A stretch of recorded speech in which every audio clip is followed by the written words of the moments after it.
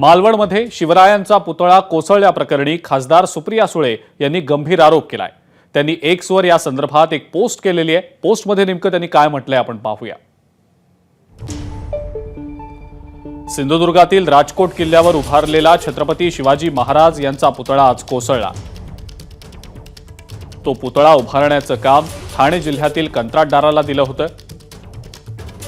त्यानं आपलं काम कसं केलं असावं हे आता उघड झालेलं आहे। ही व्यक्ती आणि तिची संस्था यांना सर्व खात्यांच्या काळ्या यादीत टाका अशी आमची मागणी आहे।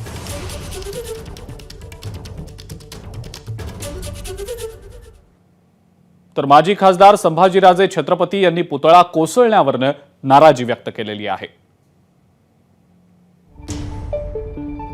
मुळातच आकारहीन आणि शिल्पशास्त्रास अनुसरून नसलेला आणि घाई गडबडीत उभारलेला हा पुतळा बदलावा म्हणून तेव्हाच आम्ही पंतप्रधानांकडे पत्र लिहून मागणी केलेली होती। या महाराष्ट्रात छत्रपती शिवाजी महाराजांचे स्मारक वर्षभरामध्ये कोसळतं यासारखी दुर्दैवी बाब कोणतीही नाही। अशा परिस्थितीत महाराजांच्या किल्ल्यांवर आपण कोणत्या अधिकारानं बोलणार?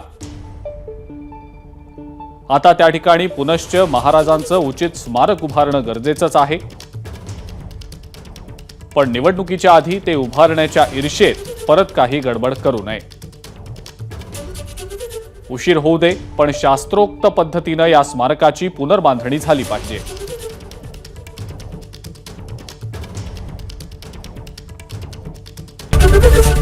एबीपी माझा, उघडा डोळे